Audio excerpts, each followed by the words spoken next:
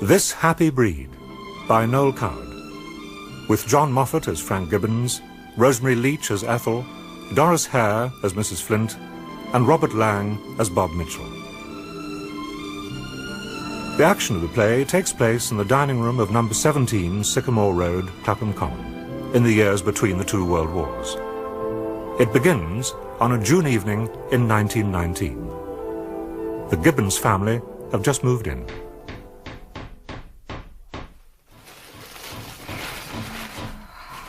What is Frank doing, Ethel? Putting up the curtains in the front bedroom. He'll have the house down in a minute. Well, they've got to go up before we go to bed tonight. We can't have the whole neighbourhood watching us undress, can we? Nobody's thought to put any in my room. I suppose I don't matter. Oh, do shut up, grumbling mother. Your room is at the back. And I was thinking if Mr. Watson's home next door happens to go out into the garden and looks up.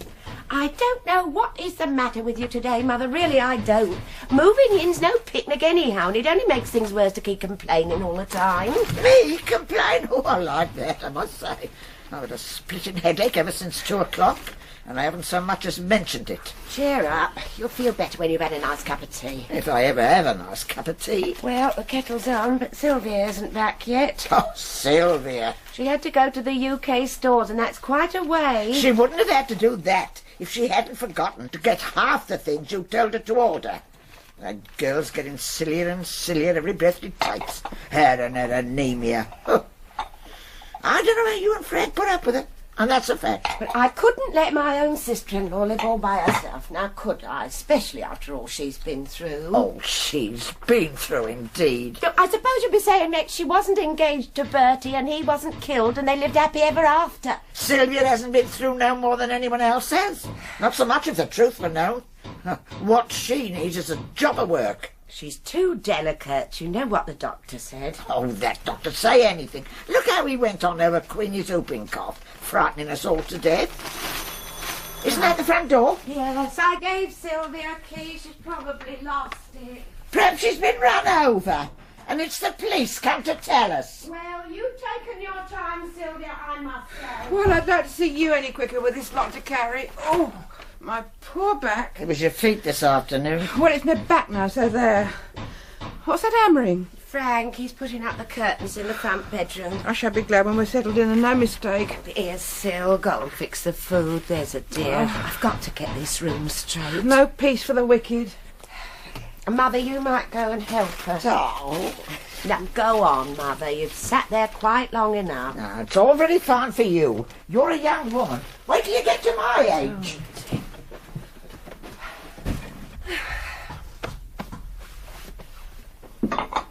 I just tacked them for the time being. Supper'll be ready soon.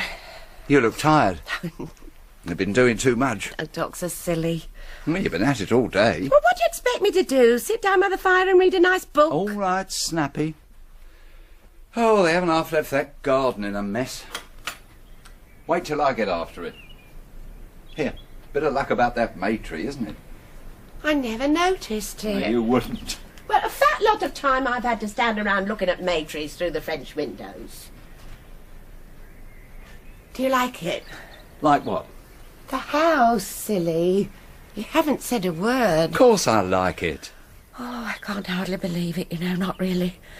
It's all been so quick. You've been demobbed and coming home and getting the job through Mr. Baxter. And now here we are, moved in, all inside of 6 weeks. Good old Baxter. We ought to drink his health. We haven't got anything to drink it in except Sylvia's wing carnies. Well, he'll have to take the will for the deed. Oh. What's up? I don't know. I just can't get over not having that awful weight on my mind all the time. How do you mean? Oh, you know. What, me perishing on a field of slaughter? Oh, what a chance. There was a chance every minute of every day for 4 years, and don't you forget it. I used to feel sick every time the postman came. Well, there's no sense in going on about it now. It's all over and done with. Oh, we're lucky. It isn't so over and done with for some people. I mean, look at poor old Mrs. Worsley. 2 sons gone and her husband. And Mrs. Cross, with that boy she was so proud of, done in for life. Can't even feed himself properly. We're lucky, all right. We ought to be grateful. Who to? Now then, All Frank. right, I won't start any arguments. You can say your prayers till kingdom come if you like, but you can't expect me to. Not after all I've seen. I don't hold with a God who just singles a few out to be nice to and lets all the others rot. He can get on with it for all I care. Look, it's wrong to talk like that, Frank. It's blasphemy. Sorry, old girl, I've got to talk the way I feel. Anyhow, I'm back, aren't I? That's a fact. Instead of lying out there dead in a shell-hole, I'm sitting here alive in number 17 Sycamore Road, Clapham Common. That's another fact. It's nobody's fault, not mine or yours or God's or anyone's. It's just happened like that. You went to the war because it was your duty. I went to the war because I wanted to. Would you go again? I expect so. Well, I wouldn't let you, see? Not again. I'd rather kill you with my own hands. Now, what's the use of upsetting yourself? There isn't going to be another war. There'll always be wars as long as men are such fools as to want to go to them. Look, let's stop talking about it, shall we? Everything's all right. You're here, I'm here. Children are fine, except for Queenie's tonsils. And we got a home of our own at last. Everything is more than all right. It's wonderful. Oh, Frank. Poor old girl. Living 4 years with your mother can't have been all jam, I will say. I think I was better off in the trenches. You ought to be ashamed saying such things. Oh, well, yeah, your mother's all right in her way, but that house in Battersea, oh dear, gave me the willies after 5 weeks, let alone 4 years. I must go and help her and Sil with the supper. Yeah, wait. Let's have a look at you. What for? Well, just to see what's happened to your face. I don't seem to have had time for a really good look since I've been back. Now, stop it. Leave it off. Still. Well, it's not a bad face as far as faces go, I will say. Well, thanks very much, I'm sure. Of course, it's not quite as young as it was when I married it. But, but still, taken by and large, I wouldn't change it. Now then. Now then what? Give us a kiss. I'll do no such thing. Why not, may I ask? Because we haven't got no time for fooling about. Oh, turning nasty, are we? We'll soon see about that. Now, Frank Gibbons... Oh, just in time, old born in the vestry. I hope I don't intrude. I live next door. Came through the garden. To say my missus and I thought if you needed anything in the way of groceries or whatnot... Well, I'll be damned. Frank? Mitchell. Bob Mitchell. That's right. Well, don't you remember me? Frank Gibbons, the Buff Speed Company, Festubert, 1915. My God, it's old Gibbo. Well... You old son of a gun. Well, I never... My God, I thought you was dead as mutton after that night attack. When we'd gone on to Givenchy and left your lot in the mud. Me, dead as mutton, I'm tougher than that. Only one small hole through my leg in 4 years. How did you make out? Well, not so bad. Got gassed in 1917, but I'm all right now. Made me chest a bit weak, that's all. It's a small world and no mistake. Don't you think you'd better introduce me, Frank? Oh, yeah, of course. This is my wife, Ethel, Bob Mitchell. Pleased to meet you, Mrs. Gibbons. It's a pleasure, I'm sure. How long have you been here? Over a year now. We took the house when I got my discharge in March 1918. I couldn't do any work for a while, but I had my pension, and Nora had a little put by. Now I'm doing fine, in the insurance business. Oh. Nora would have come herself, Mrs. Gibbons, but she's a bit under the weather this evening. You see, we're expecting a little stranger almost any day now. Oh, her first. Oh, no. We've got a boy of 14, wants to be a sailor. What a coincidence. After 4 bloody years. Frank. Well, if they weren't bloody, nothing was. I'm afraid we haven't anything to offer you, Mr. Mitchell. You see, everything's upside down. You can stay and have whatever we're having. No thanks, all the same. I'll have to be getting back to Nora. I'll go and fetch Sylvia's wind harness. Oh, dear. Have you got a job yet? Yes, I had a bit of luck. Chap called Baxter in my regiment. Before the war, he was running a sort of travel agency in Oxford Street. Well, he got a blighty one, was invalided home, and believe it or not, he was the first one I ran into when I got back last April. Oh. He'd started his business again, things were beginning to pick up, so he gave me a job. Travel agency? Phew. Tours of the battlefields, I'll thank you. Well, that's a good one. Some people certainly do have queer ways of enjoying themselves. You've got kids, haven't you? I remember you talking about them. Yes, 3. 2 girls and a boy. They're with Ethel's aunt in Broadstairs. We didn't want them under our feet while we were moving in. How old are they? Well, Reg, that's the boy, he's 12. Queenie's 13, Vi's 14. My Billy's getting on for 15. Oh, it seems funny, this, doesn't it? When you think of the last time we had a jaw. Here you are. Are you sure you won't stay and take potluck with us, Mr. Mitchell? Thanks very much, Mrs. Gibbons, but I really must get back. Well, will you ask your wife when it would be convenient for me to pop in and see her? Any time. Any time at all. Thank you very much, I'm sure. Good night. Good night. Here you are, old man. Thanks. Tastes a bit funny, but it's better than nothing. Happy days. Happy days.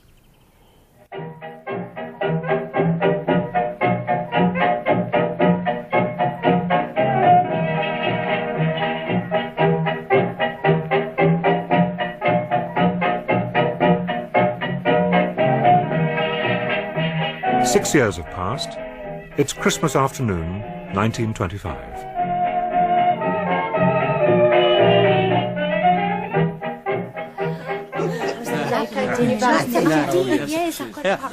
I'll now propose a toast to the two strangers within our gates this Christmas Day.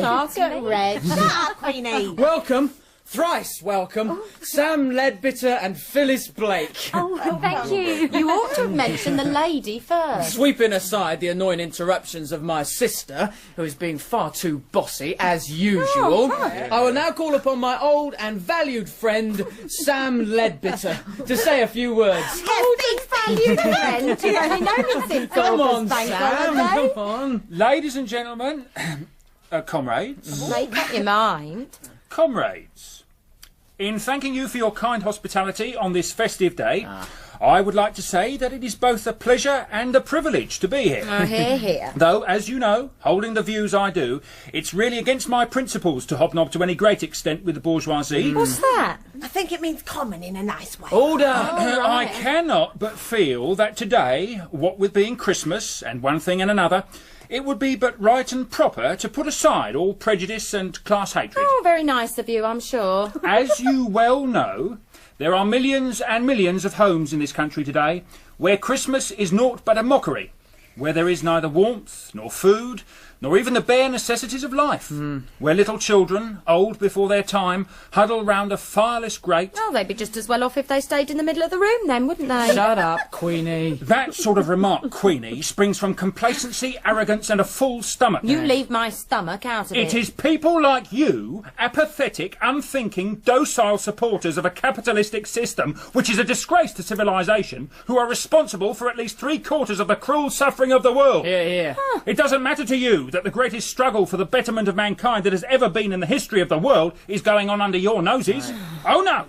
You haven't even noticed it. You're too busy getting all weepy about Rudolph Valentino to spare any tears for the workers of the world, whose whole lives are made hideous by oppression, injustice and capitalistic greed. Don't get excited, Sam. Queenie didn't mean it. I am not excited! Queenie doesn't mean anything to me anyway. Oh, pardon me all while I go and commit suicide. But what she represents, what she symbolises, means a great deal. She is only one of the millions who, when the great day comes, will be swept out of existence like so much chaff on the wind. Well, it's nice to know, isn't it? I've said my say. Thank you very much. Here, here. Bravo! I don't know what you're saying bravo about, I'm sure. I think Sam's been very rude. You don't understand, Queenie. If you did, you wouldn't have kept interrupting all the time and trying to be funny. I suppose you understand all of it. No, I don't, but I'm trying to. I suppose we shall soon be having you standing up on a soapbox in Hyde Park and making a fathead of yourself. Oh. It's time we were clearing up. The boys can go into the front room. We left Mum and Dad and Granny alone quite long enough. Come on, Sam. Come up to my room for a minute and have a cigarette. Better not let your father catch you. I'm sorry if I was rude, Vi. Doesn't matter, Sam. And you can't expect everybody in the world to feel just the same as you do, you know. Sam's got more knowledge and intelligence than all of us put together. If that's the case, it wouldn't do him any harm to remember it once in a while and not shout so much. Oh, come on, Sam. Right. Can I help, Vi? Yes, Phil. You might put the preserved fruits in the sideboard cupboard. The sweets can go in there too, but leave one dish out to take into the front room. Sam got quite upset, didn't he? He's a bit bolshy, that's all that's the matter with him. I didn't understand half of what he was talking about. I don't expect he understood much of it himself. Reg thinks he's wonderful. Reg thinks anybody who can use a few long words is wonderful. He'll soon get over it. It has been nice you letting me spend Christmas Day with you. I don't know what I'd have done all by myself in that house in Wandsworth with Auntie ill and everything. Oh, good heavens, who's that? I'll go. Billy! What a surprise! I thought you was going back to your ship this morning. No, not till tonight. Hello, Queenie. Hello. Better leave the window on the latch. Dad'll be over in a minute. OK. Do you know Miss Blake? Mr. Mitchell. Pleased to meet you. Oh, likewise. Where's Reg? Upstairs with Sam. Oh, he's here, is he? I'll say he is. I wonder you didn't hear him. He's been bellowing like a bull. Down with the dirty capitalists. Yeah, that's right. Yeah, I know all that stuff by heart. We've got a couple of them in my ship. Not bad chaps, really, you know. Just got everything a bit cock-eyed, that's all. It must be lovely being a sailor. Well, I wouldn't go so far as to say lovely, exactly, but it's not bad, and you do get about. Join the Navy and see the world, you know. Go on, you've never been further than South Sea. Oh, lots of time. Next year, I'll probably be sent to the China Station. Think of that. China Station sounds funny, doesn't it? Like as though it was on the underground. Oh. We ought to go into the front room now. Mum will be wondering what's happened to us. Be a sport and go on in, then I want to talk to Queenie a minute. Oh, so that's how it is it? I don't know what you're talking about, I'm sure. Come on, Phil, we know when we're not wanted. Well, I don't see why we don't all go. I want to talk to you a minute. I just said so, didn't I? Come on, Phil. Right. Well, maybe I don't want to talk to you. Well, if you're going to be high and mighty about it, it's all right with me. I only thought that as I was going back on duty tonight... Well, fancy asking Vi and Phil to go out and leave us alone. You ought to have known better. I shall never hear the last of it. Oh, so that's what's worrying you, is it? It's not worrying me at all. I just thought it sounded sort of silly, that's all. I don't see what's so silly about it. Vi knows we went to the Majestic on Friday night, and she saw us with her own eyes walking down Elm Park Road on Sunday. She must guess there's something doing. Well, if she does, she's wrong, so there. There isn't. Here, half a minute. What's got into you, anyway? I haven't done anything wrong, have I? I don't like being taken for granted. No girl does. How do you mean, taken for granted? You can't hold hands with someone all through desert love and the next minute expect them to treat you like the Empress of Russia. Oh, don't talk so silly. Aren't you going to kiss me goodbye? Oh, look here, Queenie, if you think I ought to have said that about wanting to talk to you alone in front of Vi, I'm sorry, see? I can't say more than that, now, can I? No, I suppose not. Well, then? Oh, all right.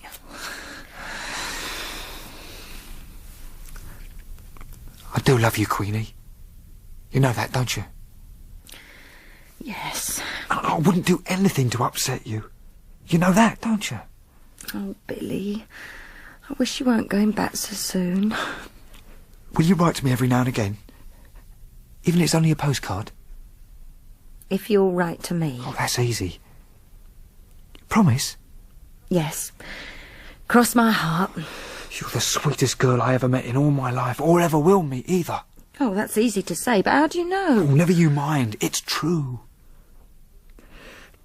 A little later on, when I'm earning a bit more, do you think we might have a shot at getting married? Oh, Bill, how do I know?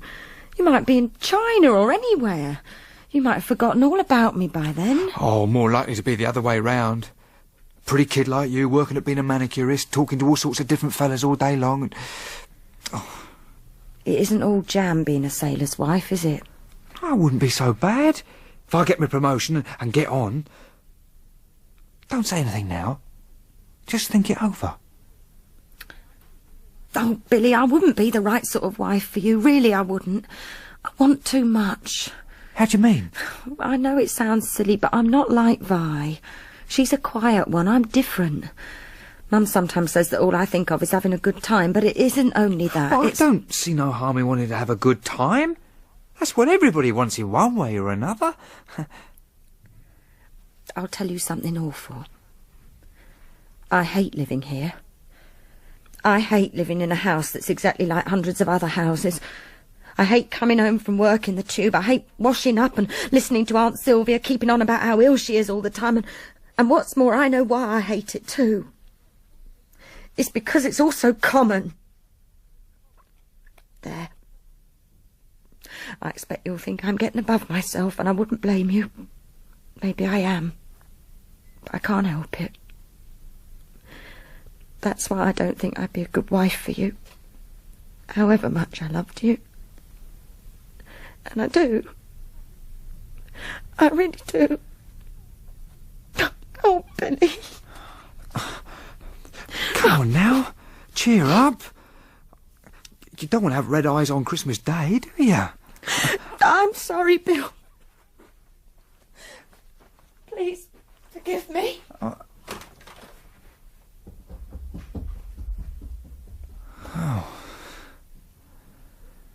Well, Billy, what are you doing here all by yourself? I've been talking to Queenie. Was that her rushing upstairs just now? Yes. Oh, I see. I just popped in to say goodbye. Well, a bit miserable having to go back to work on Christmas night, isn't it? Oh, I don't know. It's all right once you're there. Mr. Gibbons? Yes, son? If in 2 or 3 years' time, when I've worked my way up a bit, Queenie and me got married, would you mind? If Queenie wanted to, it wouldn't matter whether I minded or not. She'd get her own way. She always does. Well, she's certainly got a will of her own, all right. And what does she think about it? Well, that's the trouble. I think she thinks that being a sailor's wife might be rather hard going. She likes having a good time, our Queenie. But maybe she'll calm down later on. Here's hoping, anyhow. Oh, thanks, Mr. Gibbons. I think I'll be getting along now. Mother always gets a bit depressed on my last day of leave. How is she? As well as can be expected. No. Well, thank you again, Mr. Gibbons. Good luck.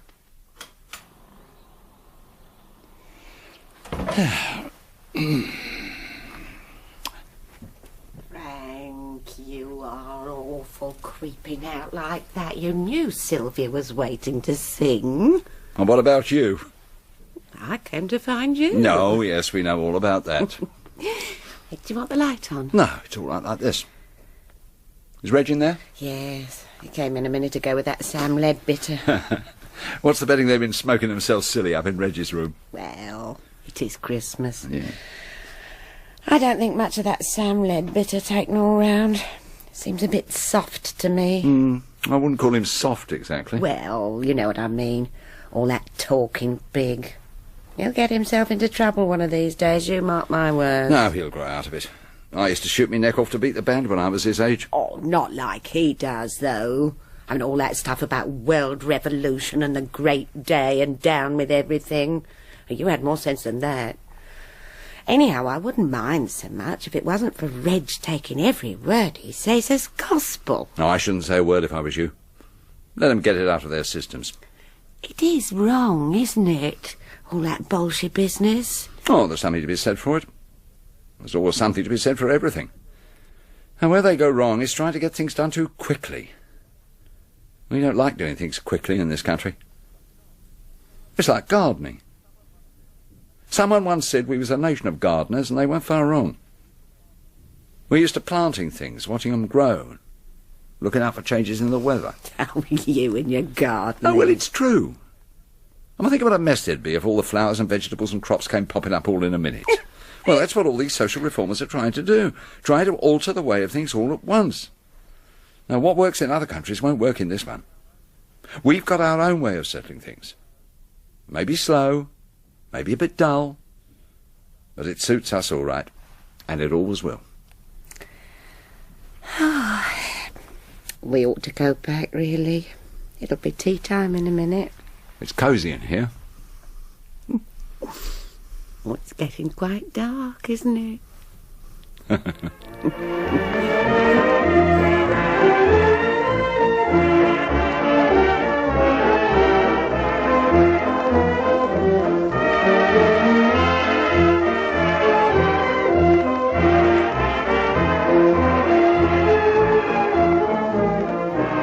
5 months pass.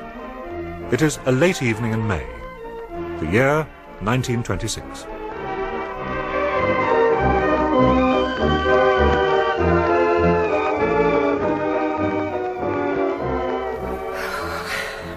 Oh, Dad ought to be home soon. It's getting on for 11. You going to wait up for him, Mum? Yes. I'm all right. It feels sort of flat now, doesn't it? It's all been over, I mean. It's wicked. That's what it is, downright wicked. Those strikers upsetting the old country like this. I wish Reg had come home. I wish I knew where he was. I'll give that Sam Leadbitter a piece of my mind when I see him. Encouraging Reg to make a fool of himself. I was talking to Mr. Rogers only a couple of weeks ago. His brother works up north, you know, and he said that conditions were something terrible. Oh, you and your Mr. Rogers. He's been very kind to me and I like him so there. You give me a pain, Sylvia. Really you do, the way you keep on about that man. Just because he pays you a few shillings for designing those Christmas cards and calendars. You're doing nothing more or less than throwing yourself at his head. Mrs. Flint, how can you? Oh, do shut up, you two. I've got enough to think about without listening to you two snapping at each other. I'm sure I haven't said anything. Oh, yes, you have. You're always giving Sylvia sly digs about Mr. Rogers. If he's taken a fancy to her, so much the better. She's old enough to look after herself, heavens knows. And if he'd murdered his wife and strangled his children and run off to Australia with her, it still wouldn't be anything to do with you, so shut up. Oh, help me up. Help me up. I am not going to stay here and be insulted by my own daughter. You're not being insulted by anyone. Be quiet. It's all my fault. I'm in the way in this house. I always have been. Well, it's a pity you stayed so long then, isn't it? Oh, Ethel, how can you? I'll leave tomorrow. I'll never set foot in this house again. And a good job, too. Oh, right, Auntie Sylvia. Mother didn't mean it. She's nervy tonight. We all are. Don't care how nervous she is. If I only had my health and strength, I'm sure I wouldn't have to be beholden to anybody. Health and strength, indeed. You're as strong as a cart. Take your grandmother up to bed, Vi, for God's sake. Come on, Granny, come on. It's all right, it's all right. I can manage it. Don't give yourself one on your head, I thought the strikers had got in. It's only Aunt Sylvia and Granny as usual. Oh, that's right. Blame me. Everything's always my fault. Then, I'm an old woman, and the sooner I'm dead, the better. I know you're all waiting to see me in me coffin. Don't talk so silly, Gran. Come on. Come on. Have another cup of tea, Mum. It'll buck you up. Oh, no, I'm all right. Oh, you slip along up to bed. There's a good girl. No, I'd rather wait till Dad comes. Would you like me to wait up for Frank, Ethel, and you go to bed? No, thanks, Sylvia. I couldn't sleep anyway. Oh, I've been sleeping terribly badly lately, what with all the upset and the heat of everything. Dr. Morgan gave me some tablets, but I'm afraid they're not much good. I'll take 2 tonight, just to see what happens. I shouldn't overdo it if I was you. They're quite harmless. Good night, Ethel. Good night, Queenie. Good night, Sylvia. Sleep well. Poor Sylvia. She's a bit of a trial sometimes. I don't know how you stand her, Mum. Well, if it hadn't been for Bertie getting killed, she'd have been all right, I expect. How awful to be so dependent on a man living or dying that he could ruin your whole life. I don't think I ever would be. Well, don't be too sure. If your dad had gone, I wouldn't have been the woman I am today. No, well, you wouldn't have gone on moping about it always, though, would you? I don't rightly know. My heart would have broke. And I suppose I should have had to put it together again as best I could. Oh, Mum. What is it? You do make me feel awful sometimes. Oh, good heavens, child, why? Oh, you just do.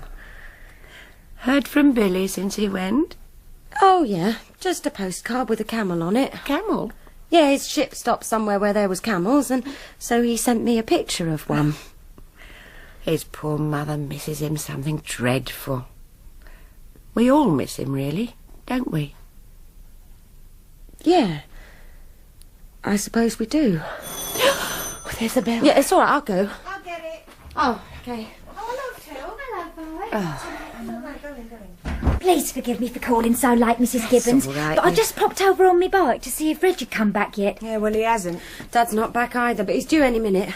Him and Mr. Mitchell next door have been driving a bus. Both of them? Mr. Mitchell's the conductor. Have you heard from Reg, Mrs. Gibbons? No, I'm afraid not, dear. He's off somewhere with Sam Leadbitter and those men at that club they belong to. I went to Sam's bookshop in the Tottenham Court Road 2 days ago. Day Reg had a row with Dad and slammed out and said he wasn't coming back. And Sam said he was all right, but he promised not to tell where he was until the strike was over. He'll be all right, Mrs. Gibbons. Don't you worry. I can't help it, I'm afraid. You read in those nasty bits of newspaper they hand around about there being riots and people being arrested and houses being burnt down and soldiers charging the crowds and all believe sorts. what you read in the paper. If you ask me, I shouldn't think he's been doing anything at all but run round the streets hollering. That's all any of them seem to do. I wish he'd come back, whatever he's been doing. I wish your dad hadn't gone on at him like that. I shan't have a moment's peace till I know he's safe. What on earth? returns, never shall be saved. Hold your noise, Frank Gibbons. You'll wake up the whole street. Who cares? We have come unscathed, my friend and I, through untold perils, and you grumble about a bit of noise. You come unscathed through a few public houses too, or I'm no judge. You better go and wash while I dish up your supper. Have a drink, Bob. You have had quite enough to drink, Frank, and well you know it. Better not, old man. Ethel's right. The women are always right. That's why we cherish them, isn't it, Queenie? And you'd better cherish yourself next door, Bob Mitchell. Nora will be having one of her upsets if she's got something hot ready for you and you're not there to eat it. Yeah, all right, all right. I thought I'd just deliver your old man safe and sound into your loving arms. Toodaloo, everybody. Here, Queenie, run into the kitchen and make your dad a bit of toast. Oh, all right, Mum. I'll give you a hand. I'll get your soup, Mother. You say you're tired. Thanks, love. Mr. Gibbons and Mr. Mitchell were in the war together, weren't they? Yes, and to hear them talk, you'd think they were the only two that was. Oh, I'll go, Mrs. Gibbons. Oh, hello, Sam. Sam, what's Reg? Let's get him inside. This way, old son. Reg! Oh, your head! What happened? He's all right, Mrs. Gibbons. Dear Reg, you sit down here, dear. Don't fuss, Mother. I'm all right. There was some trouble in the Whitechapel Road and he got hit by a stone. That was yesterday. What was he doing in the Whitechapel Road yesterday or any other time? What are you doing here, Phil? I came over to find out where you were. I see. Thanks. I've been worrying my heart out about you. You ought to be ashamed of yourself. Hello, what's up? It's Reg, he's been hurt. It's nothing serious. I took him to the hospital last night. The doctor said it was only a graze. This is all your fault, Sam. Now, shut up a minute, Vi. You feel all right, son? Of course I feel all right. Don't go for him tonight, Frank. He looks worn out. I'm not going for anybody. I want my supper. Here's your soup, Dad. Tom. I think I'll be getting along now. Not till you've heard what I've got to say, you're not. Oh, shut up, Vi. What's it got to do with you? It's all very fine for you to say that nothing serious has happened, Sam, but I should like to remark here and now that it's small thanks to you that it hasn't. Reg thinks you're wonderful, but I don't think you're wonderful. I'd think more of you if you did a bit more and talked a bit less. And the next time you come here on a Sunday evening and start pawing me about and saying that love's the most glorious thing in the world for rich and poor alike, you'll get such a smack in the face that'll make you wish you'd never been born. You get out of this house once and for all, and don't you show your nose in it again till you've changed your way of thinking. Go on, get out. I don't ever want to see you again as long as I live. Well, if that's what you want. Good night, all.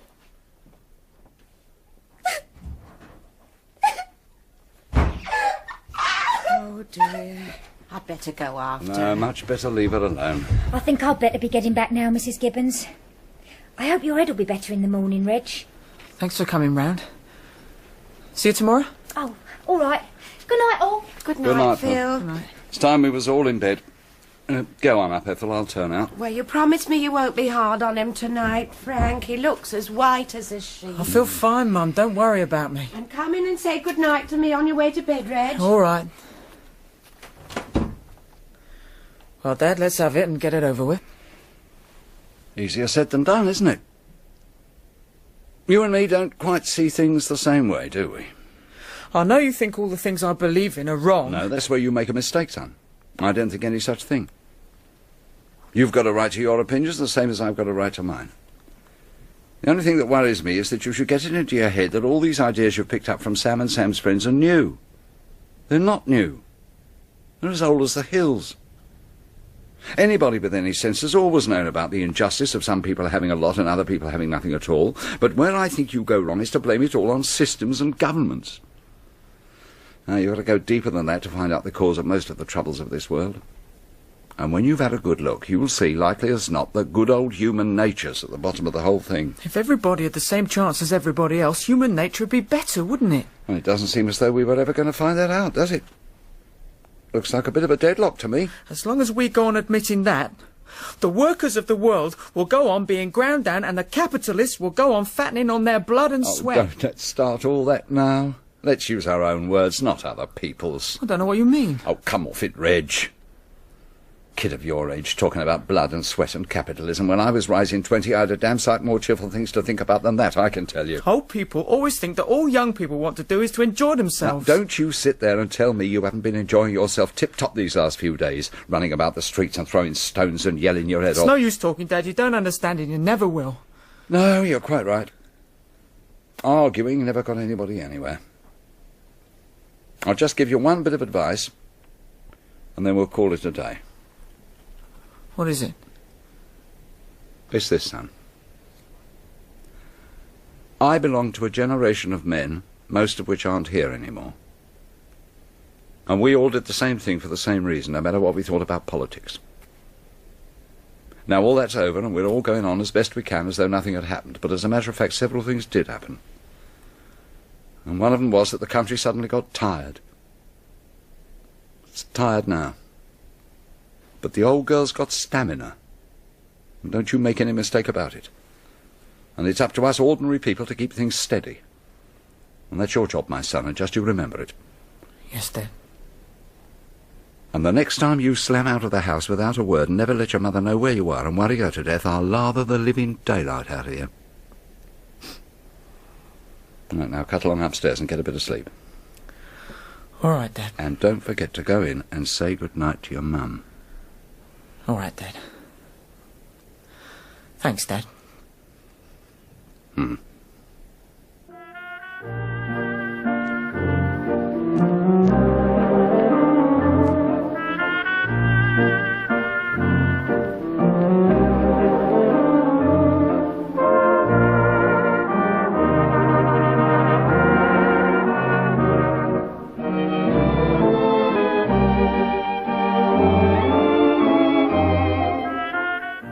5 years pass. It is 10 o'clock on an October morning in 1931.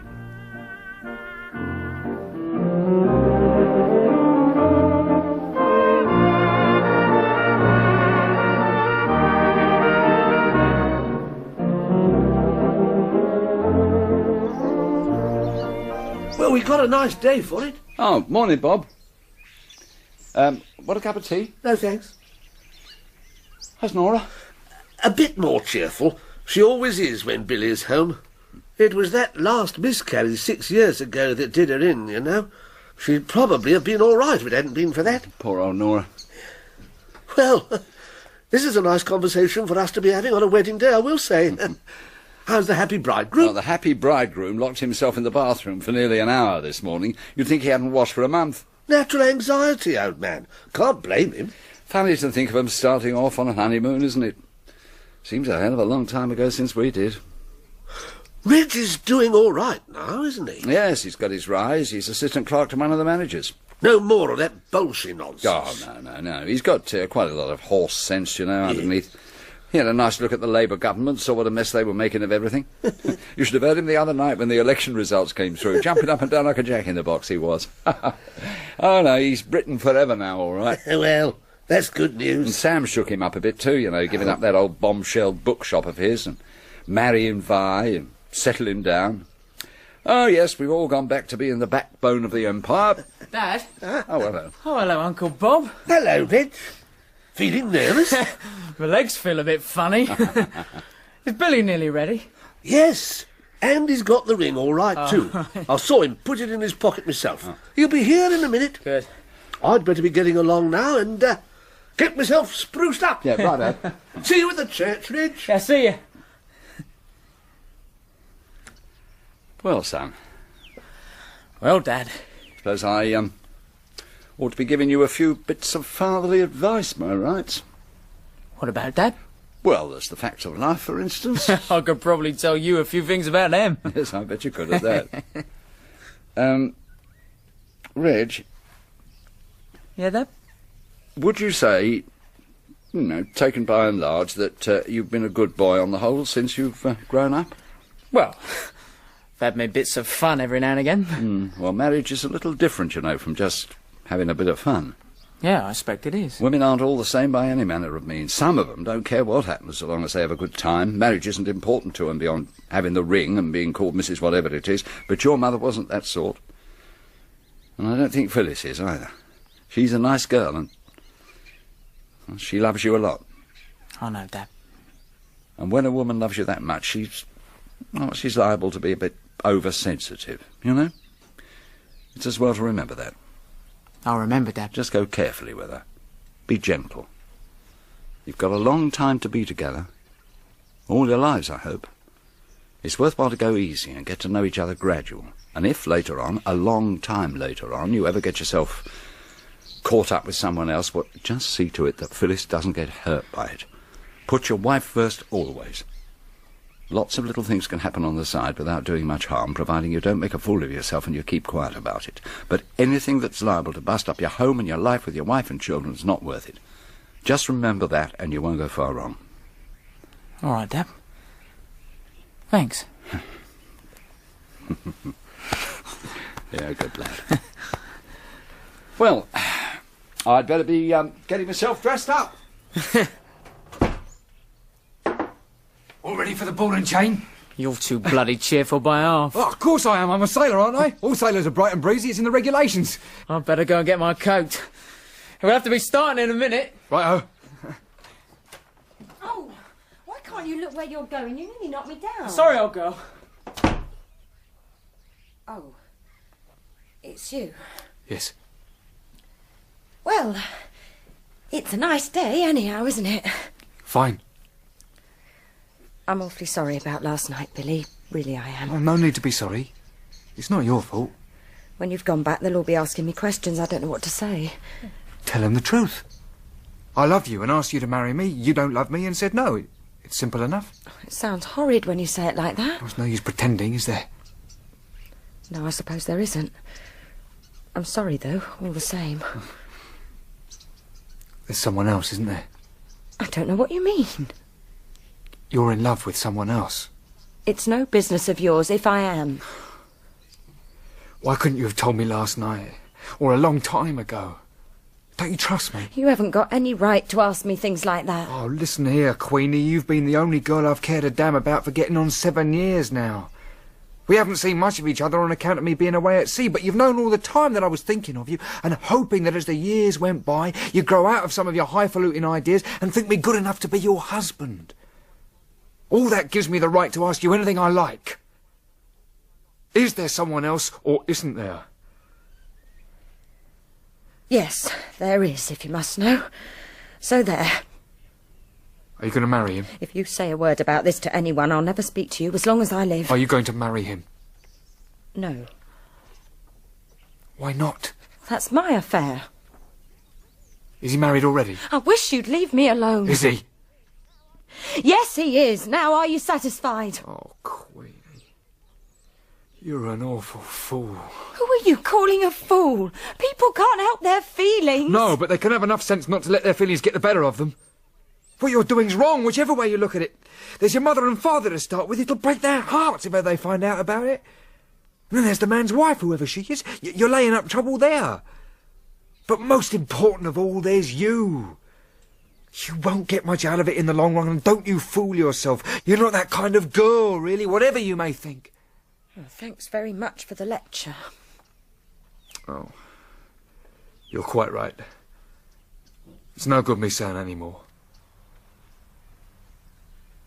I'll go up and talk to Reg. Goodbye. And good luck.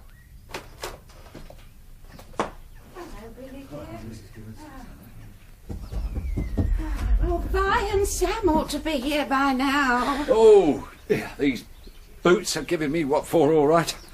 If they're like this now, what are they going to be like by the evening? Well, a couple of weddings in 1 year is a bit too much of a good thing, if you ask me. Well, he's hoping you get off soon and make the third. I wish you wouldn't say things like that, Dad. It sounds so vulgar. You're very sorry, I'm sure. Well, I'll never be a bridesmaid again anyhow, as long as I live. Look at this dress and the hat. Oh, you've done something to it, haven't you? You bet I have. I wouldn't have worn it as it was. Oh, you look different from all the others. So I should hope. Marjorie will be upset. She and Phil took such a lot of trouble. Well, they don't know anything about clothes, either of them. Oh. Thank heaven none of the girls at the shop can see me looking such a sight. Seems to me they must be a pretty fancy lot, them girls at your shop. We're always being told what they like and what they don't like. All right, Dad, there's no need to be sarcastic. Now, don't snap at your father, Queenie. I don't know what's come over you lately. Nothing's come over me. I just don't like looking common. Oh, I shouldn't worry about that if I was you. It can't be helped. After all, according to some people's standards, I suppose you are common. Frank, how can you say such a thing? She's nothing of the sort. No, it's your mother's fault, really. You know, she caught me on the op. I was all set to marry a duchess when along she came and busted up the whole thing with her fatal charm. You think you're very funny, don't you, Dad? No, I think you're the one that's funny, if you must know. Why? What have I done? It isn't what you've done, my girl, it's what you're trying to do. Oh, and what's that, may I You're ask? trying to be something you're not. There's nothing funnier than that. To see you flouncing about and putting on airs just because you happen to have polished Lady Kiss-Me-Quick's nails is enough to make a cat laugh. You don't believe in people trying to better themselves, do you? Just because you're content to stick in the same place all your life and do your bit of gardening on Saturday afternoons in your shirt Don't you dare speak to your father like doing that. your own cooking and washing up may be good enough for you, but it isn't good enough for me. I'm sick of this house and everybody in it, and I'm not going to stand it much longer. You're see. a wicked, ungrateful girl, and you ought to be ashamed of yourself. Well, I'm not. So there. Well, a few years ago we had Reg nagging at us because we were living on the fat of the land while the poor workers were starving. Now we have Queenie turning on us because we're not grand enough for her. I don't know what's wrong with our children, Ethel. Seems to me Vi's the only one who's got any real sense. Oh, Vi. Vi's different from me, can't you see? She always has been. She doesn't like the things I like or want the things I want. She's perfectly happy in that mangy little flat, doing her own housework and making her own clothes. She liked bossing Sam, too. Why, he's a changed man since he married her. So I should hope. Yeah. It seems to me that all the spirit's gone out of him. He's just like anybody else now. Just respectable. Well, what's the matter with that? Oh, nothing. What's the use of arguing? You don't understand what I'm talking Well, don't about. waste your breath on us then, Queenie.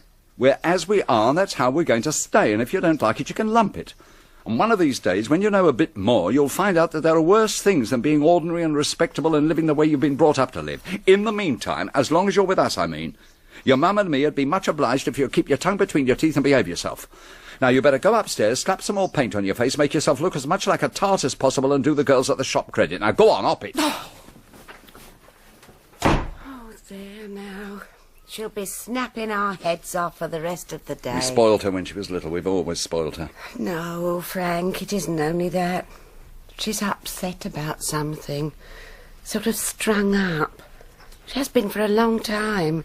I wish I knew what it was. What, you mean you think she's in some sort of trouble? Well, I don't know what to think. When Billy came back last year and they went out together nearly every evening, I thought everything was going to be all right. Then they had words. I don't know what about, I'm sure. And off he went. Well, don't worry, old girl. It'll all come out in the wash. The car's come. It looks ever so nice, all done up with white ribbons. Oh, good, good. I suppose we ought to be starting then. Yeah, feeling nervous, son? Yeah, a bit. Reg. Cheer up, Mother. Oh, I can't hardly believe it. It seems only the other day. All right, Mum, we know all about that. I was only a little toddler, cut me first teeth, and look at me now, great grown man. I'll see you at church, Mum. Cheerio, Dad. Cheerio, son. Go on, Billy. Right. And don't forget to send the car straight back. I'll see to that. It'll be back in 5 minutes. Right, good. Well, All right. Oh, come on now, come off it, Ethel. There's nothing to cry about. Well, he's our only son, isn't he? It's enough to make any woman cry. Well, they'll be back from the honeymoon in 2 weeks and living just round the corner. It's all very fine for you. You didn't bring him into the world and hold him at your breast. Well, I should have looked a proper fool if I had. Oh, you're impossible. If I could lay my hands on that cat, I'd kill it. Dear, dear, dear. Half an hour it took me to pick the hairs off my outfit. Oh, dear, and the dear. front of the skirt all creased too. It doesn't show. Oh, well. Oh, is that the new hat we've heard so much about, Sylvia? Yes, it is. Ah. Morning, all. Oh, hello. Front door was open for Sam and me, just came straight in. Why, Vi, how pretty you look, dear. Only finished it at 11 o'clock last night. The old flat's been covered in paper patterns and bits of stuff and pins for the last 10 days. Your dress looks nice, Queenie, doesn't it, Sam? Very nice indeed. I think it's awful. You always say that, Queenie. It was exactly the same at my wedding. On my wedding day, there was a thunderstorm, and a man got struck by lightning just opposite the church. Oh, that must have cheered things up. One side of his face was all twisted. That car ought to be here soon. Oh, don't fuss, Ethel. It seems only yesterday. What does, Mother? The day you and Frank was married. I can see him, poor Aunt Connie now, coughing her heart out in the vestry. It was only 3 months after that she was taken. That's right, that's right. I'll be lucky if I lost out another year. On with the bloody motley. I don't suppose anybody'd mind much. There's many as might say it was a blessing in disguise. Now then, Mother, none of that. Dr. Spearman said my heart was thoroughly worn out ever since that bronchitis I had in February. Dr. Spearman. Well, he's better than your Dr. Lewis any day of the week. If it hadn't been for him having presence of mind, Mrs. Spooner would be dead as a doornail at this very minute. That's what you say. 11 o'clock she was doing her shopping, and she was putting the joint in the oven at 12. And nice little bit of leg of lamb it was too. And at 1:30, she was in the hospital, lying flat on her back on the operating table. And if it hadn't been for Dr. Spearman... I wonder what's happened to that car. The time's getting on. Well, if it comes to the pinch, we can walk anyway, can't we? It's only just up the road. Well, I oughtn't to do much walking. Don't be silly, Sam. It's months of yet. All the same, it's silly to go taking risks. No, it's nearly 10 to. I think I'd better go. Oh, I wish everybody had stopped fussing. It gives me the pip. It shouldn't have taken Reg and Billy more than 3 or 4 minutes to get there. I'm sure I hope nothing dreadful's happened to them. Oh, Granny, what could have? Accidents will happen. Well, they can't have been struck by lightning, anyhow. Some people seem to think of nothing but horrors. It's morbid, that's what it is. Oh, thank you not to call me names, Sylvia Gibbons. You make me tired. Don't answer back, Sylvia. It'll only mean a row. Well, I'm sure I don't want to say anything to anybody, but really... Pity you don't keep quiet, then. Who are you to talk to me like that? Oh. I've had about enough of your nagging. Up, You know, Sylvia. it's no good arguing with her, Auntie Sue. Don't know any such thing. I tell you, I'm sick of it. Morning, noon and night, it's the same thing. She's at me all the time and I won't stand it. I've got as much right to be in this house as she has. Just because she's old and pretends her heart's weak, she thinks she can say what she likes. So I'll tell you one thing here and now, and that is I've had enough trouble and sorrow and suffering in my life to put up with her eternal nagging and nasty insinuations. Oh, she's nothing but a spiteful, mischief-making old cat. And if I'm any more of it, only she is, I'll stab her face until her teeth rattle. Oh, really? Sylvia. It's here. It's It's here. here. The car's The car's here. here. No, right, Now now, then, come on, someone come on, ready come on, to Mother, go. come on. It's time to go to church. All right, Come on, all girl, come on. Take her to the outside one, Vi. There's no need to trail all the way upstairs.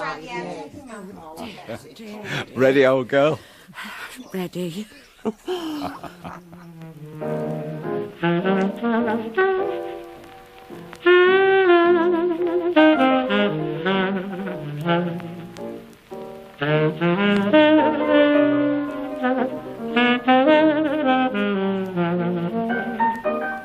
One month later. It is now November 1931, midnight.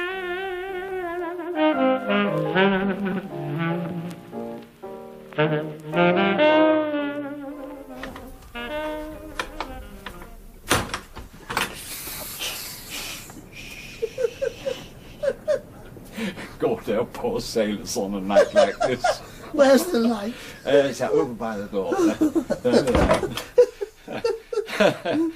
Lucky the French window was open. We'd have woken up a delivery coming by the front.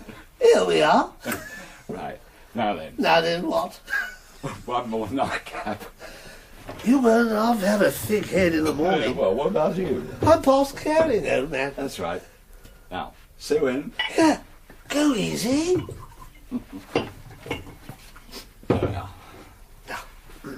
Now, I would like to take this auspicious opportunity of saying that my old regiment is the finest in the world. Next to the East Surreys, it is. Here's to the Buffs. Here's to the East Surreys. Bob, the East Surreys is the finest regiment in the world too. That's right. Heard from Billy lately? Yes, he writes once a week. He's in Malta now. Good old Billy, he's a fine boy. You know, I've never said much about it, but I always thought that maybe Billy and Queenie might one day... Oh, Queenie gives me a headache, all her airs and graces. Good hiding, that's what she needs. No, that wouldn't do any use. It's funny, isn't it? You know, about having children, seeing what they grow up like. Well, it's a strange world, and no mistake. Yeah. I was thinking that tonight. Mm. Looking at all those chaps in your regiment. Mm. Wondering what they were feeling like. Some of them looked all right, of course. Some looked a bit under the weather. Yeah, we've been lucky. You've said it. Wonder when the next war will be. Not in our time, nor in our son's time, thank God. I wouldn't bank on that. How could that be? Everybody's disarmed. No, we are. There's the good old League of Well, it Nations. doesn't seem able to stop Japan turning nasty. Japan?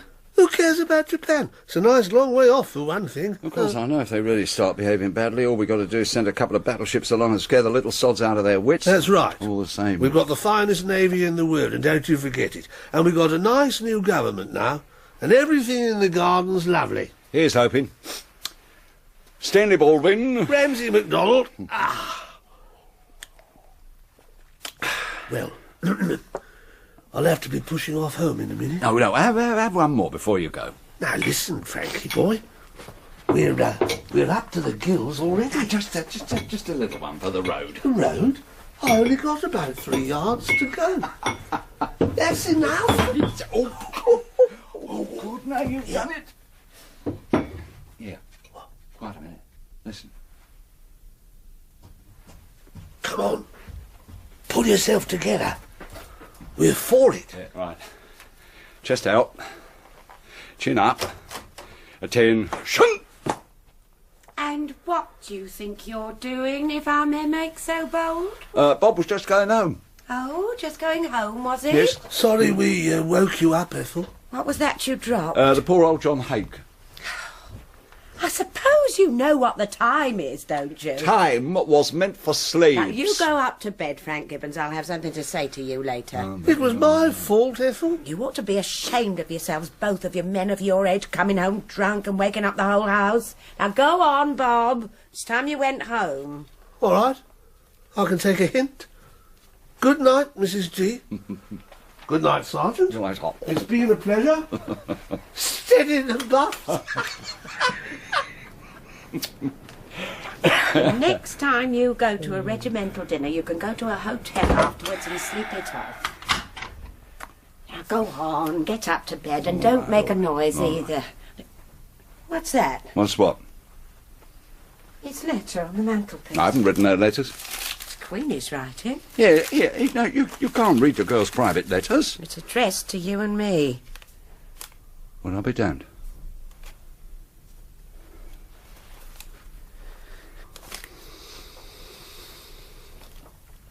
She's gone. Read it.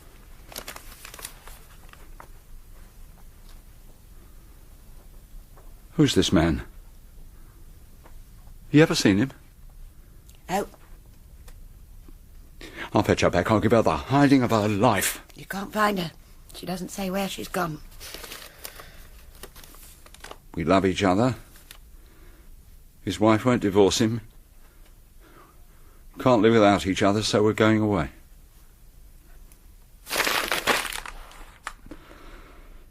It's our fault. We might have known something like this would happen. We let her have her own way too much ever since she was a child. Queenie. We'll trace her, all right. Don't you worry. We can find out who the man is through the shop. It must have been there she met him. We'll get her back. I don't want her back. She's no child of mine. I don't ever want to see her again as long as I live. Oh, no, don't say that, Ethel. I mean it. I've done my best to bring her up to behave respectable, to be a good girl, but it hasn't been any use. If she loves this man all that much, maybe it was too strong for her. Maybe she couldn't help herself. You don't see what she's done the same way as I do you? I don't know. You and me never have quite seen eye to eye about what's right and what's wrong. You'd have her back tomorrow if she'd come, wouldn't you? But I wouldn't. You've always encouraged her and told her how clever she was and let her twist you round her little finger. All I've done is try laughing at her instead of scolding her. Well, you've got something to laugh at now, haven't you? You can't stop loving the girl, even if she has done wrong. I can try. I've never seen you like this before.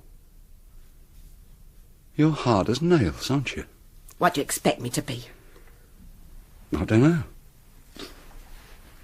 Suppose you never cared for Queenie as much as you did the other two. It's not fair to say that. It's true, though, isn't it? No, it's not. She's always been the most trouble, that's true enough, and she certainly never put herself out to try and help me like Vi has, that's true too. But I cared for her just as much as the others, and don't you start saying I haven't. It's no use trying to lay the blame for this at my door. What she's done on her own, and I'll never forgive her for it until the end of my days. Well, if you feel like that, it's not much good talking about it, is it? Will you turn out, or shall I? Ethel. I'm going back to bed now. You might put the bottle of whiskey back in the sideboard before you come up. Oh, Queenie.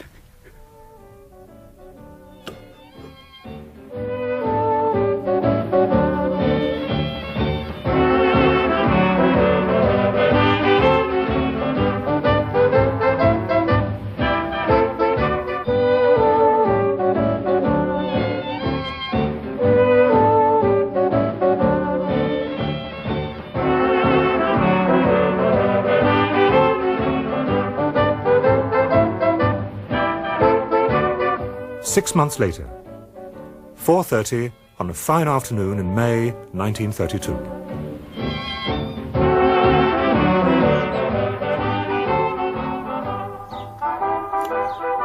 Why's tea been laid so early? Because Frank's taking us to the Majestic. Oh, we should somebody turn that radio off. It's getting on my nerves. Ethel will have it playing all day just because Reg gave it to her. Ooh, well, the skies will fall next, I shouldn't wonder. You doing something I asked you without grumbling. Now then, Mrs. Flint, don't start. I must say, having a steady job at the library's done you a lot of good. Don't know what you're talking about. Oh, you're not so touchy as you used to be, flying off at the least thing. Oh, I'm very glad, I'm sure. It was a lucky day for all of us when you met that Mrs. Wilmot.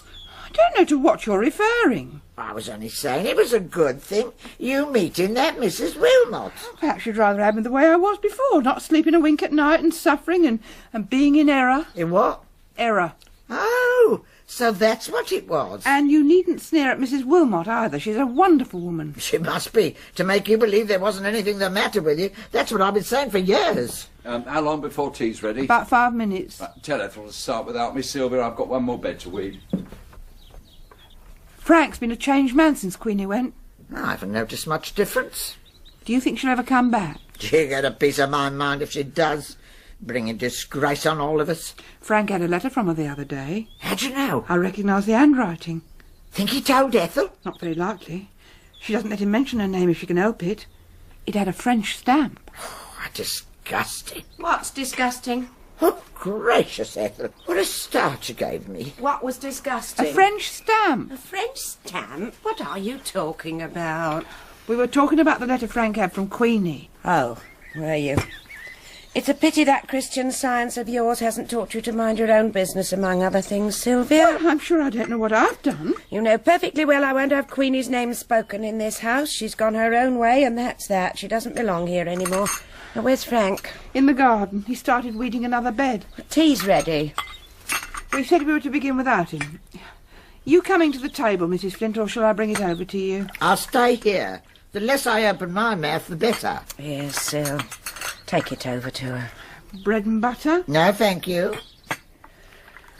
I wish Frank had come in. We shall be late next thing we know. Why not take a cup of tea to him? He never eats much anyhow. It's nearly past now.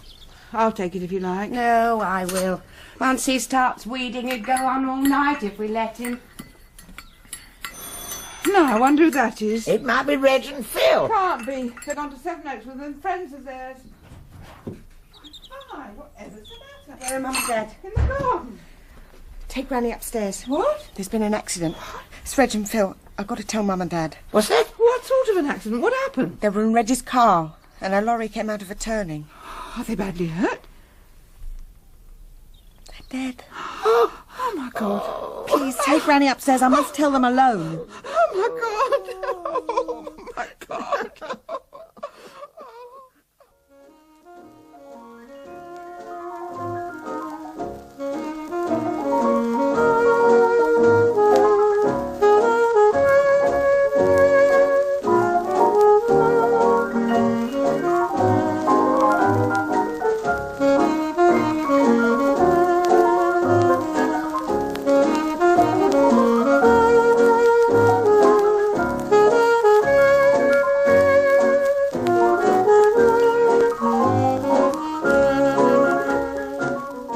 4 years have passed.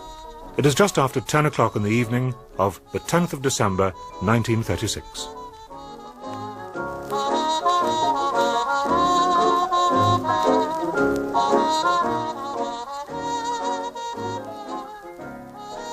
And now we all have a new king. I wish him and you, his people, happiness and prosperity with all my heart. God bless you all. God save the king. Well, that's that.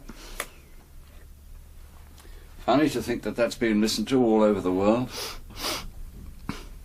Where's Ethel? In the kitchen, I think. I wish she'd get someone in to help her.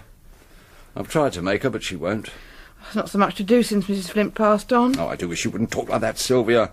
Sounds so soft. I don't know what you mean, I'm sure. Mother died, see? First of all, she got flu, and that turned to pneumonia, and the strain of that affected her heart, which was none too strong at the best of times, and she died. Nothing to do with passing on at all. How do you know? I admit it's only your spiritual way of talking, but it gets me down, see? What are you shouting about? I'm not shouting about anything at all. I'm merely explaining to Sylvia that Mother died. She didn't pass on or pass over or pass out. She died. I think I'll go up to bed now, Ethel. All right, dear. Good night. Good night. Good night, Sylvia. Oh, dear. Vi was looking a bit peaky this evening. She's worried about Joan being a bit off colour, I think. No, she'll be all right. Remember the trouble we had with Queenie when she was tiny? Sorry, I forgot. You're lucky. You are a funny woman, Ethel, and no mistake. I expect I am. We're as God made us, and there's nothing to be done about it. Well, all I can say is he might have done a better job on some people without straining himself. How often have I told you I won't have you talking like that, Fred? I wasn't meaning you. I don't care who you was meaning.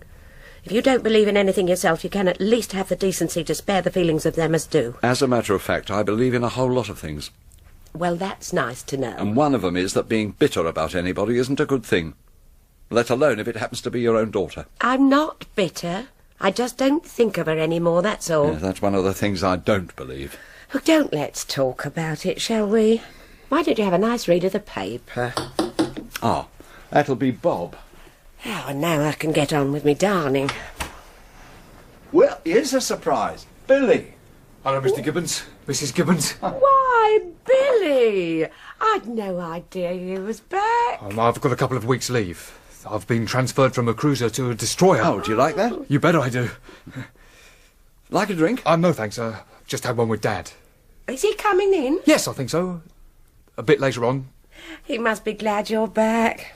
It must be lonely for him in that house all by himself since your mother was taken. Nora died, Ethel. Nobody took her. You ought to be ashamed talking like that in front of Billy. Oh, it was a blessed release, really, you know, Mrs. Gibbons. What with one thing and another. She'd been bedridden so long.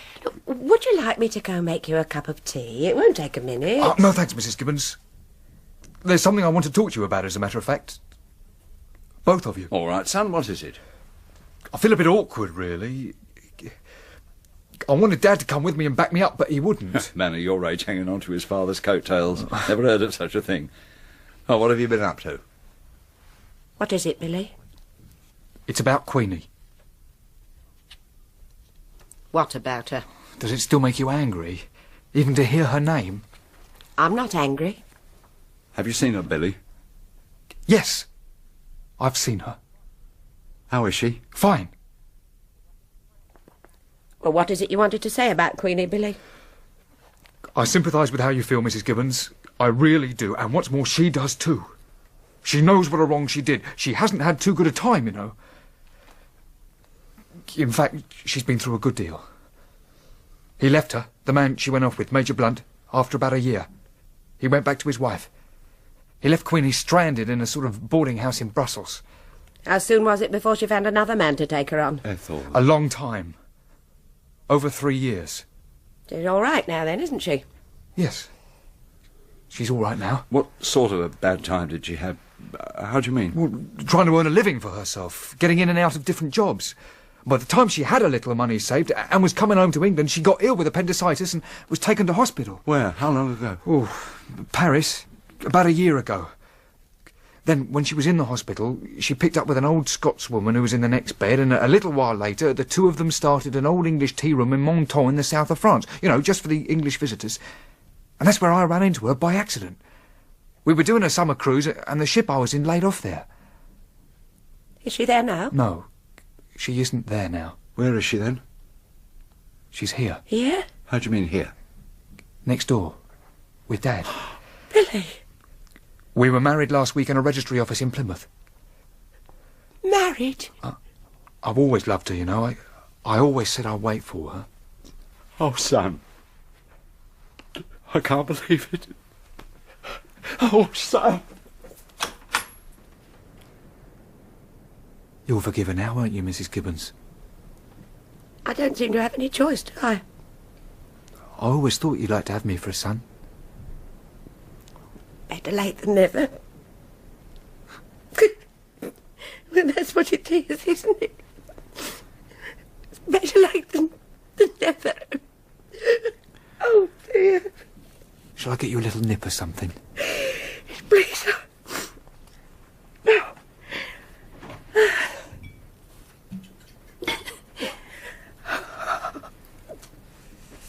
Here you are.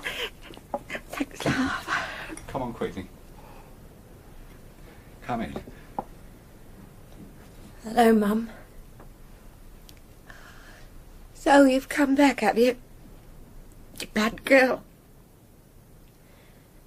Yes, Mum. That's a nice way to behave, I must say. Upsetting me like this.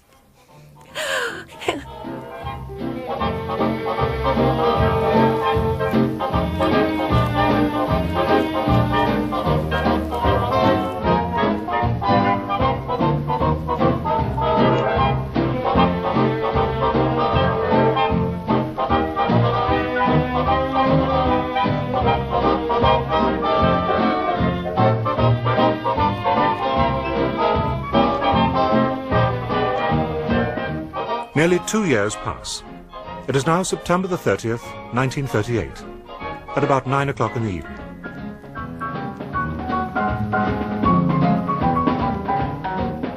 I always knew it, you know, Vi. Always knew what, Auntie Sil? That there wouldn't be a war. Well, I thought there would, I must say. Otherwise I shouldn't have sent Sheila and Joan down to Mrs. Marsh in Dorset. Your mother was worried too about Queenie and little Frankie, but I wasn't. Neither was Mrs. Wilmot. Fancy that now. Mrs. Wilmot laughed outright, you know, when the woman came to try on her gas mask. Take that stupid thing away, she said. The woman was furious. I'm not surprised. Mrs. Wilmot is a very remarkable woman. She sounds a bit silly to me. It shows a very small mind to talk like that, Vi. Your very life has been saved at this moment by the triumph of right thinking over wrong thinking. Well, that's nice, isn't it? I've often thought Mr. Chamberlain must be a Christian Scientist at heart. Well, let's hope that Hitler and Mussolini are too, and then we shall all be on velvet. You know, what are you two looking so glum about? We were talking about Mr. Chamberlain. Auntie Sil says she thinks he must be a Christian Scientist. That might account for a lot. Where's your mother? Upstairs with Queenie and his lordship. Did you see anything of the crowds? Yes, I did. We heard him arrive at the airport on the radio. So did I. Sam's meeting me at the Strand Corner House a little later on. We thought we'd have a look at the West End. Talked to be exciting. Well, it's exciting, all right.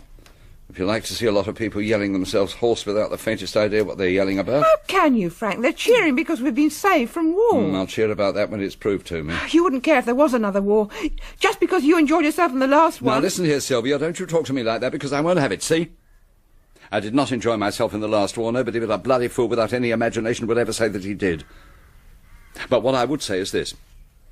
I've seen something today that I wouldn't have believed could happen in this country. I've seen thousands of people, English people, mark you, carrying on like maniacs, shouting and cheering with relief for no other reason but that they've been thoroughly frightened. And it makes me sick, and that's a fact. And I only hope to God that we shall have guts enough to learn one lesson from this, and that we shall never find ourselves in a position again when we have to appease anybody. All you men think about is having guts and being top dog and killing each other. I'm a woman, and I don't care how much we appease as long as we don't have a war. War is wicked and evil and vile. They that live by the sword shall die by the sword. It's more blessed to give than to receive. I don't think it's more blessed to give in and receive a nice kick on the bottom for doing it. You two stop shouting. You wake up Frankie. He's a warmonger, that's all he is, a warmonger. Judging by the every way you're breathing, Sylvia, I should say you was in error. Oh, you're no brother of mine. I don't want to speak to you ever again. Oh, what's the use of arguing with her, Frank? You know it never does any good. She started it, Mother. She was ever so silly. She's getting sillier and sillier every day. Don't you talk about your Aunt Sylvia like that. Dear old Mum. I'm 35, you know, not 15. I don't give you 105. I won't have you being saucy to your Aunt Sylvia, or to me either, for that matter. What about Dad? I can be saucy to him. Oh, get on with you, Miss Sharp. I'm just going anyhow. I'm picking up Sam. We're going to see the crowds. Sorry, Dad. You can cheer your head off for all I care. Why don't you take a squeaker with you? Maybe I will. Night all. Night, bye. Good night. How's Queenie? Oh, she's all right. You'd think nobody had ever had a baby before. All the fuss we've had the last month. She got up too soon. Oh, she had a letter from Billy this afternoon. He wants her to go out there after Christmas, all being well. Baby won't be old enough to travel. Well, she'll leave him here. What, with us? Of course. Oh, don't be so silly. Who else would she leave it with? Well, that'll be fine, won't it? Oh, fine for you, maybe. You won't have to look after it. Go on upstairs and say good-night to her before she drops off. I'm expecting Bob to come in and have a farewell binge, so give me a shout when he comes. Binge, indeed. One small one's all you're going to have, my lad, if I have to come down and take the bottle away from you. I'd like to see you try. Hello, Ethel. Oh, evening, Bob. Frank's just saying good-night to Queenie. He'll be down in a minute. What a week. What with the crisis and the sandbags and me having to pack up all the furniture into the bargain. Yes, that's most of it gone. Yes, went this afternoon. I'm sleeping on a camp bed tonight. Oh, Frank'll miss you. Well, so shall I. You'll both come down and see me, won't you? Oh, of course we will, Bob. I've often wondered why you stayed so long in that house all by yourself. Oh, I don't know. It was near you and Frank, and it was somewhere for Billy to come home to. You'll feel a bit lost, I expect, living in the country. Well, I shall have my garden. A damn sight nicer one than I've got here. And there's the sea nearby and the village pub. We'll come down and see you soon. So I'll go and tell Frank you're here. Righto. Bob's here. Right.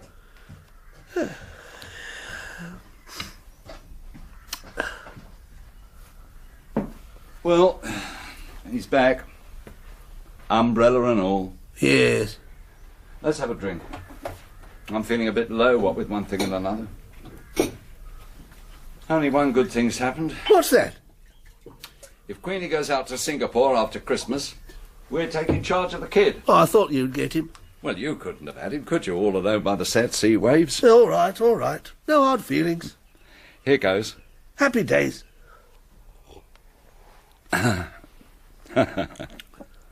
Remember the first night we moved in? When we had Sylvia's wind calmness? Oh, that's going back a bit. Nearly 20 years. And here we are, just the same. Are we? Oh, no. I suppose we're not. It's a strange world. All them years, all the things that happened in 'em. Oh, I wouldn't go back over 'em again for all the rice in China, would you? Not on your life. I wonder what happens to rooms when people give 'em up, go away and leave the house empty. How do you mean? I don't know, I was just thinking about you going away from next door after all that time, and me and Ethel going away too pretty soon. I shouldn't think we'll stay on here much longer. I'm wondering what the next people that live in this room will be like. You know, whether they'll feel any bits of us left about the place. Yeah. Shut up. You're giving me the willies. Funny you're going to live just near where I was born. It's about 11 miles, isn't it? Oh, less than that if you go by the Marsh Road. I'll probably come back there one day, I hope. That is, if I can get round Ethel. She hates the country. I suppose it's all according to what you used to. You don't think the Germans will ever get here, do you? No. Of course I don't. I'm going to miss you a hell of a lot. Same here. You'll be coming down, though, won't you? You bet. Here's to you, old pal. Here's to you, old pal.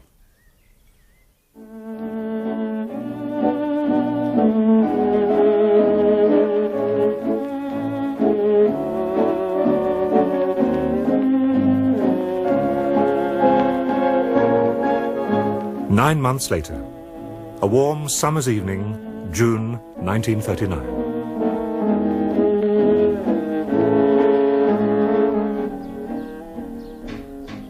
Mum? Yes, dear? I have to be getting along now. All right, dear. I brought the pram in. Has it been good? Good as gold. I gave him the postcard Queenie sent him with a camel on it. He liked it. Oh, it dropped off now. There's nothing more I can do to help, is there? Oh, no thanks, dear. Everything's done now. They're coming for the rest of the stuff in the morning. I'm just getting a bit of supper ready for your dad and me. We're going to walk round to the flat afterwards. I do hope you like it, Mum.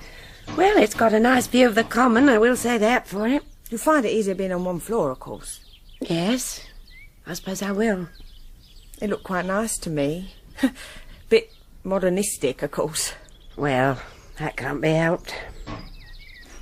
Dad's enjoying himself with that hammer, isn't he? The more noise, the better, says Motto. Dad! Hello. Going now. Righto. See you in the morning. Night, Mum. Thank you for coming, dear. Give my love to Sam and the children. I will. Night. Good night.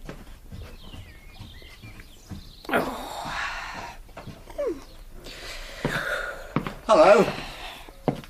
Having a breather? I am that. My back's breaking. Not as young as you were. Who are you to talk? How's his lordship? Don't wake him up now.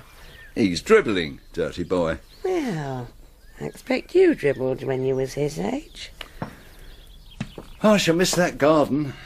Well, it's your fault. You're the one that wanted to move. I know. You'll have a balcony anyhow. You could put window boxes all round it. Window boxes. One day, a bit later on, when I stop working, we might get a little place in the country, mightn't we? When will that be, may I ask? Oh, I don't know. A few years, I suppose. Well, we'll think about that when the time comes. There's a funny thing. What is? You think taking all the furniture out of a room would make it look bigger, but this one looks smaller. I shall be glad when we're out of it. So shall I. Sorry, too, though, in a way. Well, I must go and get on with the supper. Wait. What?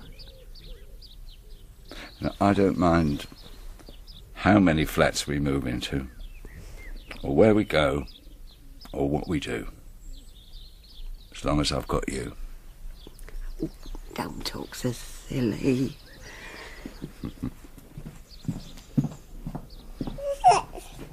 Hello, Cock. So, you've decided to wake up, have you? Well, Frankie boy, I wonder what you're going to turn out like. Now, there's nobody here to interrupt us, so we can talk as man to man, can't we? There's not much to worry about, really, so long as you remember one or two things always. The first thing is that life isn't all jam for anybody, and you've got to have trouble of some kind or another, whoever you are. But if you don't let it get you down, however bad it is, you won't go far wrong. And another thing you'd better get into that little bullet head of yours is that you belong to something that nobody can't ever break, however much they try. And they'll try all right, they're trying now. Not only people in other countries who want to do us in, but people here in England. People who've let themselves get soft and afraid. People who go on a lot about peace and goodwill and the ideals they believe in, but somehow don't seem to believe in them enough to think they're worth fighting for. Well, the trouble with the world is, Frankie, that there are too many ideals and too little horse sense. We're human beings, we are. All of us. And that's what people are liable to forget. Human beings don't like peace and goodwill, everybody loving everybody else. Human beings like eating and drinking and loving and hating. They also like showing off, grabbing all they can, fighting for their rights and bossing anybody who'll give them half a chance. And you belong to a race that's been bossy for years. And the reason it's held on as long as it has is that 9 times out of 10 it's behaved decently and treated people right. And just lately, I admit, we've been giving at the knees a bit, and letting people down who trusted us, allowing noisy little men to bully us with lots of guns and bombs and aeroplanes, but don't worry, that won't last. The people themselves, the ordinary people like you and me, we know something better than all the fussy old politicians put together. We know what we belong to, where we come from, and where we're going. We may not know it with our brains, but we know it with our roots. And we know another thing too, and it's this. We haven't lived and died and struggled all these hundreds of years to get decency and justice and freedom for ourselves without being prepared to fight 50 wars if need be, to keep them. What in the world are you doing? Talking to yourself? I wasn't talking to myself. I was talking to Frankie. Well, I'm sure I hope he enjoyed it. And he stopped dribbling anyhow. Come on, supper's ready. So long, Sam.